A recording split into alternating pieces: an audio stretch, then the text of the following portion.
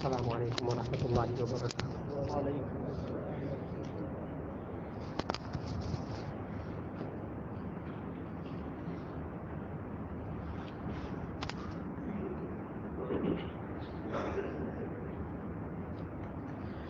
نحمده ونصلي على رسوله الكريم، اما بعد فاعوذ باللہ من الشیطان الرجیم، بسم اللہ الرحمن الرحیم۔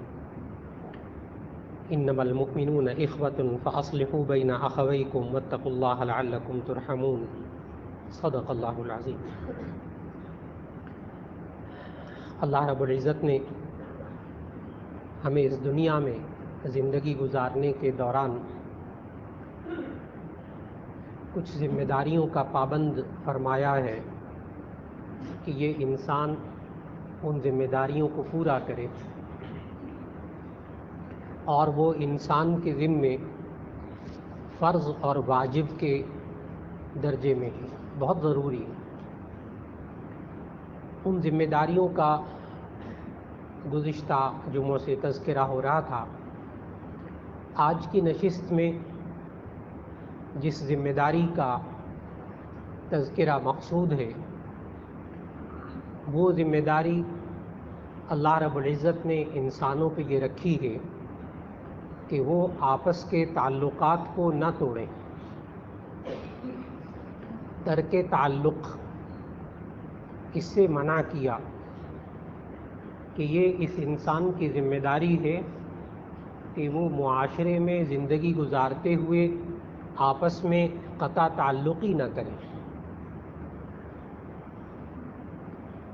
یہ انسان کون سی ایسی باتیں اختیار کرے کہ جس سے انسانوں کے درمیان جوڑ پیدا ہو، اور کون سی باتیں ایسی ہیں کہ جس کی وجہ سے آپس میں ترک تعلق، قطع تعلق، قطع رحمی، آپس میں ایک دوسرے سے تعلقات کیسے ٹوٹتے ہیں، کن اسباب کی وجہ سے ٹوٹتے ہیں۔ بس اوقات انسان ان وجوہات کو سمجھتا نہیں ہے کہ جن وجوہات کی وجہ سے ترک تعلق ہوتا ہے۔ وہ تعلق میاں بیوی کا آپس میں تعلق ہوتا ہے، لیکن وہ جو تعلق جب ٹوٹتا ہے، بس اوقات ایک گھر میں رہ رہے ہوتے ہیں، کئی سال ہو جاتے ہیں، لیکن ترک تعلق ہوتا ہے، اور وہ یوں کہتے ہیں صاحب پڑھے لکھے ہیں، جانتے ہیں، مسائل کو جانتے ہیں، اس معاشرے میں رہنے والے انسان ہیں، جی میں نے تو 1 سال ہو گیا بیوی سے بات نہیں کی۔ جی آپ ایک گھر میں رہتے ہیں؟ جی ہاں ایک گھر میں رہتے ہیں۔ کوئی صاحب ملتے ہیں، وہ کہتے ہیں مجھے 3 سال ہو گئے میں نے بیوی سے بات نہیں کی۔ پوچھا ایک گھر میں رہتے ہیں؟ کہتے ہیں جی ہاں ایک گھر میں رہتے ہیں۔ ایک صاحب سے ملاقات ہو رہی، پریشان بیچارے، بعض مسائل میں اولاد کی طرف سے، بیٹے کی طرف سے بہت پریشان ہوئے۔ ان سے گزارش کی اچھا یہ کریں یہ کریں یہ کریں یہ کریں۔ جب ان سے 2-3 گزارشات ہوئی تو فوراً بولے بیٹے سے تو میں 1 سال ہو گیا کلام ہی نہیں کر رہا۔ حقیقی بیٹے سے میں 1 سال ہو گیا میں بات نہیں کر رہا، کلام نہیں کر رہا۔ میں نے کہا ایک گھر میں رہتے ہیں؟ جی ہاں گھر میں رہتے ہیں، آتے ہیں جاتے ہیں، ہمارے ساتھ رہتا ہے، میں اس کی فیسیں بھی ادا کر رہا ہوں، فلاں بڑے کالج میں پڑھ رہا ہے، اس کو چھوڑ کے بھی صبح آتا ہوں، شام کو لے کے بھی آتا ہوں، 1 سال ہو گیا بات نہیں کر رہا۔ باپ ماں بیٹی کا ترک تعلق، باپ بیٹے کا ترک تعلق، 2 بھائیوں کا آپس میں ترک تعلق، 2 بھائی ایک گھر کے اندر رہتے ہیں، ایک جگہ کھاتے ہیں، ایک جگہ پیتے ہیں، ایک باپ کی چھتری کے نیچے رہتے ہیں، 1-2 سال ہو جاتے ہیں آپس میں بات نہیں کرتے۔ میں نے اس سے بات کرنی چھوڑ دی۔ میرے عزیزان محترم، اس معاشرے کے اندر یہ انسان رہتا ہے، لیکن دین کے بغیر، دینی رہنمائی کے بغیر۔ یہ ذمہ داری پوری نہیں کر رہا، یہ ذمہ داری پوری نہیں کر رہا۔ نبی صلی اللہ علیہ وسلم نے تو اتنی سختی فرما دی تھی کہ کسی مسلمان کے لیے یہ حلال نہیں ہے کہ وہ اپنے مسلمان بھائی سے 2 راتیں اس طرح گزارے کہ آپس میں ترک تعلق ہو، کہ جب آپس میں سامنے آئیں تو ایک ادھر منہ کر لے ایک ادھر منہ کر لے، ایسی 2 راتیں بھی نہیں گزرنی چاہیے۔ حدیث کا ترجمہ سنایا ہے میں نے، نبی صلی اللہ علیہ وسلم تو یہ فرما رہے ہیں۔ اور میں کیا عرض کروں کہ وہ باپ یہ کہہ رہا کہ میرا بچہ چونکہ نماز نہیں پڑھتا اس لیے میں اس سے نفرت کرتا ہوں۔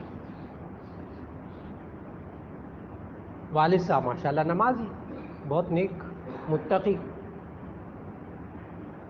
میرا بچہ کہنا نہیں مانتا، میں نے اس کو کئی دفعہ سمجھایا کہ دیکھو تم صبح اٹھ کر نماز پڑھا کرو اور 5 وقت کی نماز پڑھا کرو، یہ نہیں پڑھتا، میں نے اس سے بات کرنی چھوڑ دی ہے۔ مہینوں گزر گئے، کیا دین نے اس کی ہمیں اجازت دی ہے؟ کیا دین نے ترک تعلق کی اجازت دی ہے؟ کیا نبی صلی اللہ علیہ وسلم نے ایسا کیا ہے؟ تو اس کا جواب غور سے سنیے گا کہ ایک طرف تو اس لیے کہ بعض حضرات کا مطالعہ ہوتا ہے، وہ آگے سے پھر جواب دیتے ہیں۔ کیا نبی صلی اللہ علیہ وسلم نے ترک تعلق کیا ہے؟ تو اس کا جواب ہے کہ جی ہاں۔ وہ 3 صحابی جہاد میں پیچھے رہ گئے تھے،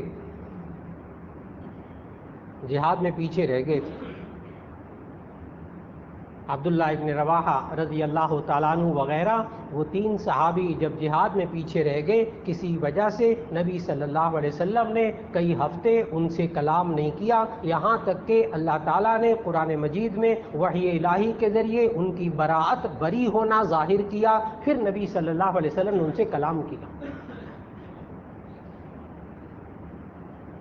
لیکن میرے عزیزان محترم، نبی صلی اللہ علیہ وسلم نے کلام، آپس میں ایک دوسرے سے بات چیت کرنا، اس کو لازم قرار دے دیا، آپس میں تعلقات کے جوڑنے کو لازم قرار دے لیا، لیکن جہاں اصلاح مقصود تھی وہاں اصلاح کے لیے نبی صلی اللہ علیہ وسلم نے کئی ہفتے بولنا چھوڑا۔ ایسا ہوا ہے، سیرت طیبہ میں مثال ملتی ہے۔ لیکن جہاں ہمیں معاشرے میں نظر آئے کہ یہ بولنا اگر میں نے چھوڑا تو یہ اور بگڑ جائے گا، یہ مجھ سے دور ہو جائے گا، یہ بھائی مجھ سے دور ہو جائے گا، یہ بیوی اور مجھ سے دور ہو جائے گی، یہ باپ مجھ سے اور دور ہو جائے گا، یہ میرا دوست مجھ سے اور دور ہو جائے گا، وہاں واپس آ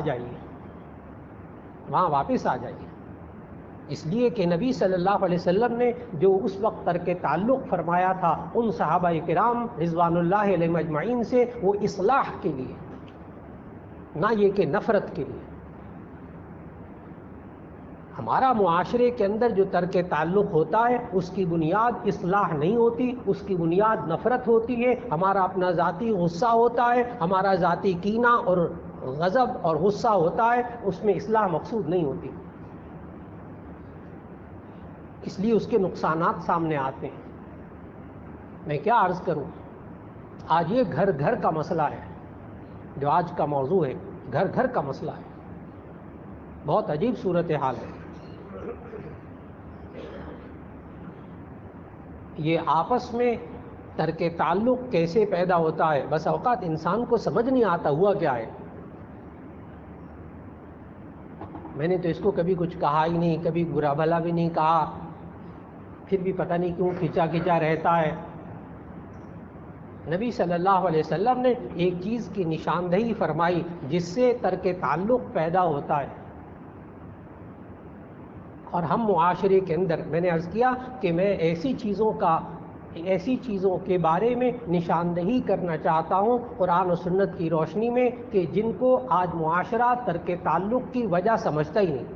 دیکھیے، کسی کو مکہ مار دینا اس سے بھی تعلق ٹوٹ جاتا ہے، کسی کو یوں کر دینا، مار دینا، کسی کو نقصان پہنچانا، یہ تو ہر ایک کو پتہ ہے، یہ تو ہر ایک کو پتہ ہے۔ نبی صلی اللہ علیہ وسلم نے فرمایا القرض مقراض المحبت، القرض مقراض المحبہ، کہ قرض جو ہے یہ محبت کی قینچی ہے۔ عربی میں قینچی کو مقراض کہتے ہیں، مقراض۔ القرض مقراض المحبہ، یہ قرض جو ہے یہ محبت کی قینچی ہے، یعنی قرض جو ہے یہ آپس میں تعلق کو کاٹ دیتا ہے۔ دو دوست بہت گہرے دوست ہوتے ہیں، لیکن مجھے کاروبار کے لیے 1 لاکھ چاہیے، 2 لاکھ چاہیے، ذرا مجھے دے دیجئے، دے دیا، اور اس کے بعد پوچھا ہی نہیں واپسی کا۔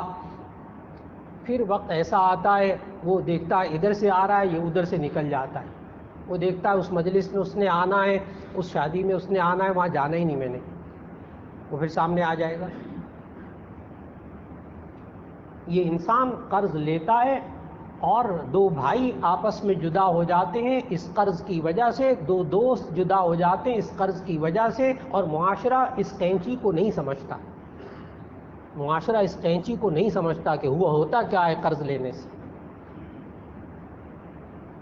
جی قرض لیا جائے، لکھت پڑھت کے ساتھ لیا جائے، اور واقعی اس کو ادا کرنے کی نیت ہو، اور انسان اولین فرصت میں اس کو ادا کرنے کی کوشش کرتا رہے، اگلے کو بھی پتا ہو کہ جناب 1 لاکھ روپے اس نے قرض لیا اور اب اس نے ایک کمیٹی ڈالی ہوئی ہے اور یہ مجھے دے گا، یا تھوڑا تھوڑا کر کے یہ دے رہا ہے۔ اپنے حرکتوں سے، اپنے انداز سے، اپنے معاملات سے یہ ظاہر کر رہا ہے کہ میں نے واپس کرنا ہے، مجھے یاد ہے۔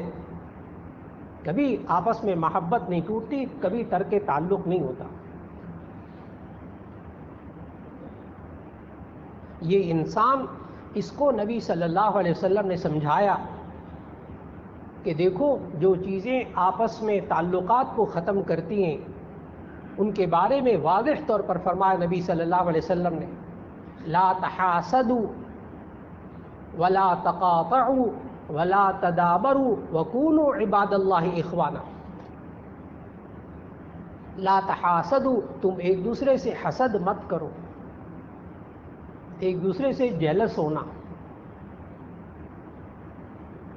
لا تحاسدوا، تم ایک دوسرے سے حسد مت کرو، ولا تقاطعوا، تم ایک دوسرے سے قطع تعلق مت کرو، ولا تدابروا، تم ایک دوسرے سے منہ مت پھیرو، ولا تباغضوا، تم ایک دوسرے سے کینہ مت رکھو، وکونوا عباد اللہ اخوانا، تم آپس میں بھائی بھائی بن جاؤ، اللہ کے بندے بن جاؤ۔ یہ اللہ کا بندہ بنے گا تو بھائی بھی بن جائے گا۔ یہ حسد کرتا ہے، اس کے پاس نعمتیں آئیں، بھائی کے پاس، حقیقی بھائی کے پاس نعمتیں آئیں، یہ جلتا ہے، کڑتا ہے، معاشرے کے اندر باتیں پھیلاتا ہے۔ کسی دوست کے پاس، کسی عزیز کے پاس اللہ نے نعمتیں دے دی، یہ معاشرے کے اندر منہ سے گند پھیلاتا ہے، فلاں کے پاس نعمتیں آئی ہیں، اب میں اس کے خلاف فضا بناؤں گا۔ نتیجہ یہ ہوتا ہے ان کا آپس میں تعلق ٹوٹ گیا، ترک تعلق۔ یہ حسد آپس میں تعلق کو توڑ دیتا ہے۔ ہاں اگر اس کے دل کے اندر حسد پیدا ہوا، لیکن یہ اس حسد کا توڑ کرتا ہے اور جاتا ہے کچھ پھل لے کر، کچھ مٹھائی لے کر، اور اس بھائی کے پاس، اس عزیز کے پاس، اس دوست کے پاس جا کر مبارکباد دیتا ہے، آپ کو بہت مبارک ہو، اللہ تعالیٰ نے آپ کو ترقی دی ہے، اللہ تعالیٰ نے آپ کو نیا گھر بنانے کی توفیق دی ہے، اللہ نے آپ کو نئی گاڑی دی ہے، مجھے بہت خوشی ہوئی، اللہ تعالیٰ آپ کو بہت برکت عطا فرمائے۔ یہ جوڑ پیدا ہوا، یہ جوڑ پیدا ہوا، دوسرے کے پاس نعمت دیکھ کر اس کی غیر موجودگی میں اور اس کے خلاف فضا بنانے سے تعلقات ٹوٹتے ہیں، ترک تعلق ہوتا ہے، اور جا کر مبارکباد دینے سے دل آپس میں جڑتے ہیں۔ اس پر مجاہدہ کرنا پڑتا ہے، مشقت کرنی پڑتی ہے، نفس کے خلاف چلنا پڑتا ہے۔ اور یہ جب باتیں یہ انسان دوسروں کے سامنے کرتا ہے، کہیں نہ کہیں سے وہ باتیں اس انسان تک پہنچ جاتی ہیں، کہیں نہ کہیں وہ باتیں اس تک پہنچ جاتی ہیں۔ بسا اوقات ہمارے سامنے لوگ آ کر دوسروں کی باتیں بیان کر رہے ہوتے ہیں، فلاں ایسا، فلاں ایسا، فلاں ایسا، فلاں ایسا، برائیاں بیان کر رہے ہیں۔ یہ انسان معاشرے کے اندر ترک تعلق کی بنیاد رکھنے والا ہے. خوش نہ ہو یہ انسان کہ یہ میرے سامنے بیٹھ کے دوسرے کی برائیاں کر رہا ہے. کیوں؟ اس لیے کہ یہ اصول ہے زندگی کا کہ من نقل الیک فقد نقل عنک. جملہ غور سے سمجھنے والا ہے. من نقل الیک فقد نقل عنک، جو دوسرے کی باتیں آپ تک منتقل کر رہا ہے یہ آپ کی باتیں بھی دوسروں تک منتقل کرے گا. پکی پکی بات ہے.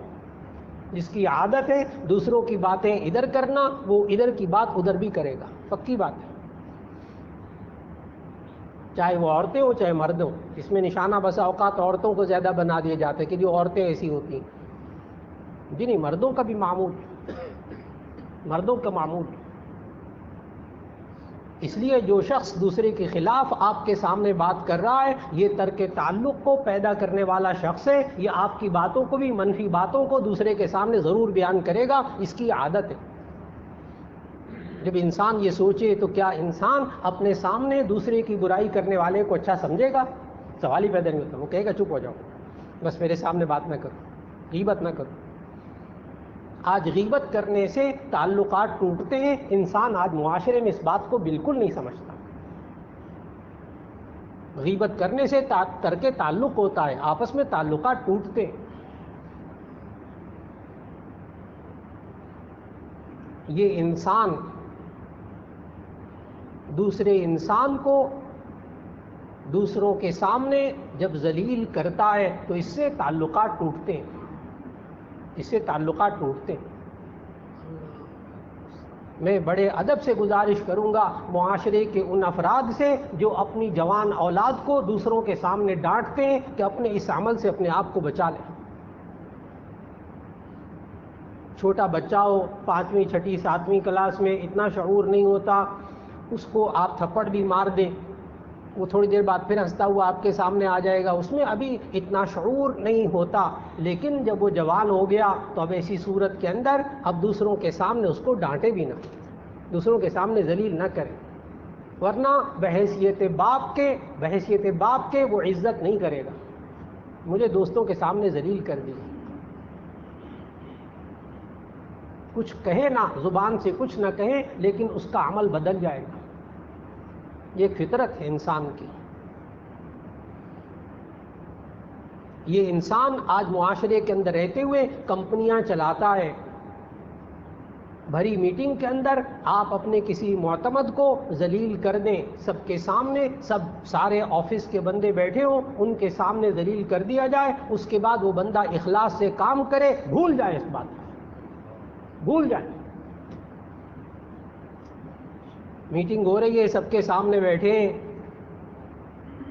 اور دوسرے انسان کو ذلیل کیا جائے سب کے سامنے، اور پھر اس سے توقع رکھی جائے کہ یہ بندہ اب کمپنی میں رہ کر میری اور اخلاص سے کام کرے گا. میں نے کہا بھول جائے. ترک تعلق. اور اس کا طریقہ کیا کہ اصلاح ہو تنہائی میں ہو، تنہائی میں ہو.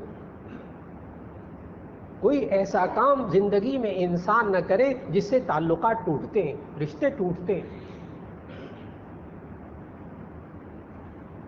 جو انسان رشتوں کو جوڑنے کی کوشش کرتا ہے اللہ اس کی زندگی میں برکت ڈالتا ہے، اس کی عمر میں برکت ڈالتا ہے. یہ نبی صلی اللہ علیہ وسلم نے سمجھایا. میں عرض کر رہا ہوں کہ اگر تعلقات کو جوڑیں تو ایسی صورت کے اندر اللہ تعالیٰ کی نعمتوں سے نوازتا ہے. نبی صلی اللہ علیہ وسلم نے فرمایا من احب ان يبسط له في رزقه ولينسأ له في اثره فليصل رحمه او كما قال علیہ الصلوۃ والسلام. نبی صلی اللہ علیہ وسلم نے فرمایا جو شخص اس بات کو پسند کرتا ہو کہ اس کے رزق میں اضافہ ہو، اس کی عمر میں اضافہ ہو، تو اسے چاہیے کہ وہ صلہ رحمی کرے، رشتوں کو جوڑے، تعلقات کو جوڑے.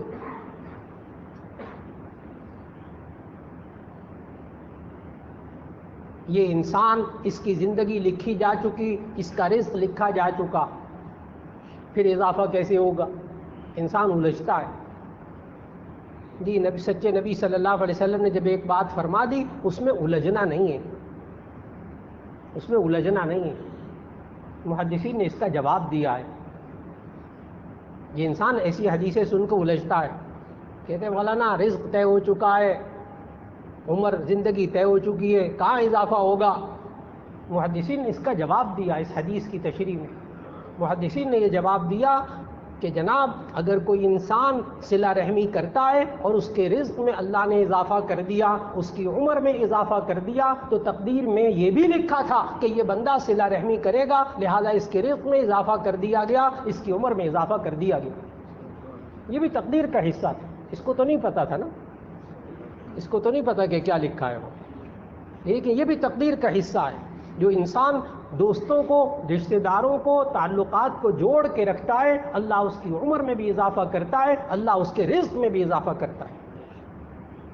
اس سے معلوم کیا ہوا کہ جو انسان صلہ رحمی نہیں کرتا اس کے رزق میں بے برکتی ہوتی ہے, اس کے رزق میں بے برکتی ہوتی ہے. آج یہ گھروں کی لڑائیاں, یہ بھائیوں کی لڑائیاں, یہ بہن بھائیوں کی آپس میں لڑائیاں, یہ آپس میں میاں بیوی کی لڑائیاں, یہ انسان کے گھروں سے برکت کو ختم کر دیتی ہیں, اللہ کی رحمت دور ہو جاتی ہے. اور رحمت کی جو ضد ہے, رحمت کی جو ضد ہے, الٹ ہے اس کا, وہ ہے لعنت. رحمت کی ضد کہتے ہیں نا, اللہ رحمت فرما, اللہ ہمارے گھر میں رحمت فرما, اللہ ہمارے کاروبار میں رحمت فرما, اللہ ہمارے رزق پہ رحمت فرما, ہمارے بچوں پہ رحمت فرما. رحمت کی جو ضد ہے, جو الٹ ہے, وہ ہے لعنت. نبی صلی اللہ علیہ وسلم نے ارشاد فرمایا, جامع ترمذی کی روایت ہے, حدیث قدسی ہے. حدیث قدسی کہتے ہیں ایسی حدیث کو جو نبی صلی اللہ علیہ وسلم کوئی بات ارشاد فرمائیں کہ اللہ تعالیٰ نے فرمایا اور وہ بات قرآن مجید میں نہ ہو, اس کو حدیث قدسی کہتے ہیں. یعنی اس کا مقام بہت بلند ہوتا ہے اس حدیث کا. نبی صلی اللہ علیہ وسلم نے فرمایا کہ اللہ تعالیٰ نے فرمایا, خلقت الرحم من الرحمن فمن وصلها وصلته ومن قطعها بتته. کہ اللہ تعالیٰ نے فرمایا خلقت الرحم من الرحمن, میں نے رشتے کو, رحم کہتے ہیں عربی میں رشتے کو, میں نے رشتے کو, رحم کو رحمان سے بنایا ہے. رحمان کا معنی انتہائی مہربان, نہایت رحم کرنے والا. میں نے لفظ رحم کو, میں نے لفظ رشتے کو, میں نے رحمان سے بنایا ہے. فمن وصلها وصلته, جو اس کو جوڑ کے رکھے گا میں اس کو جوڑ کے رکھوں گا. ومن قطعها, اور جو ان رشتوں کو توڑے گا, بتته, میں اس کو ٹکڑے ٹکڑے کر کے رکھ دوں گا. اللہ نے کہا, وہ خالق ہے. یہ انسان تعلقات کو جوڑ کے رکھتا ہے, اللہ بھی اس کے اندر برکت دیتا ہے. اور جب انسان تعلقات کو توڑتا ہے تو اللہ اس انسان کو بھی توڑ کے رکھ دیتا ہے معاشرے کے اندر. وہ کٹا ہوا ایک انسان ہوتا ہے, تنہائی میں رہنے والا انسان ہوتا ہے, نہ اس کا کوئی دوست ہوتا ہے, نہ اس کا کوئی رشتہ دار ہوتا ہے. حقیقی بیوی بھی اس سے نفرت کرنے والی, اس کے حقیقی اولاد اس سے نفرت کرنے والی, اس کے بیٹے اس سے نفرت کرنے والے, اس کے بھائی اس سے نفرت کرنے والے, صرف اس لیے کہ یہ انسان آپس میں جوڑ پیدا کرنے والا نہیں ہے. میرے عزیزان محترم, وہ باتیں کہ جن کو آج معاشرے کے اندر ترک تعلق کا سبب نہیں سمجھا جاتا, ان میں سے ایک اور اہم بات, دیکھیے ہر انسان کے کچھ نظریات ہوتے ہیں, کچھ سوچیں ہوتی ہیں. ہر انسان معاشرے کے اندر کسی کا احترام کرتا ہے, کسی بزرگ سے تعلق ہوتا ہے, کسی بڑے سے تعلق ہوتا ہے, کسی رہنما سے تعلق ہوتا ہے. یہ اللہ نے زندگی ایسی بنائی. کسی کا کسی عالم سے تعلق ہوتا ہے, کسی کا کسی عالم سے تعلق ہوتا ہے. میں اس کو سیاست کی طرف نہیں لے کر جاتا, آپ خود ہی سمجھ جائیے گا کہ اس میں بات کیا ہے. یہ انسان آج معاشرے کے اندر یہ عادت بنا چکے ہیں, بڑے نیک انسان بسا اوقات یہ عادت بنا چکے ہوتے ہیں کہ دوسروں کے رہنماؤں کو برا بھلا کہنا, دوسرے انسان کے ذہن میں جن شخصیات کا احترام ہے، یہ انسان ان کو بیٹھ کر اس کے سامنے برا بھلا کہہ رہا.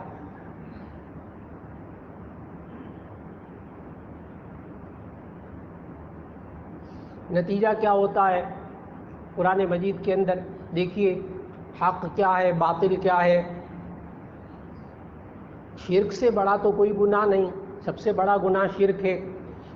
سب سے بری بات بتوں کی پوجا ہے، بتوں کی پرستش سب سے بری چیز ہے. بت بہت برے ہوتے ہیں، سب کو پتہ ہے. لیکن اللہ تعالیٰ نے نبی صلی اللہ علیہ وسلم کو قرآن مجید میں کیا سمجھایا؟ نبی صلی اللہ علیہ وسلم کو خطاب کر کے فرمایا اللہ تعالیٰ نے، جو آیت پڑھنے لگا. اللہ تعالیٰ نے فرمایا لا تسبوا الذین یدعون من دون اللہ فیسبوا اللہ عدوا بغیر علم کذلک زینا لکل امۃ عملہم. لا تسبوا الذین یدعون من دون اللہ، میں لفظی ترجمہ کروں گا. لا تسبوا الذین، سبا کا معنی ہوتا ہے گالی دینا، سبن کا معنی گالی دینا.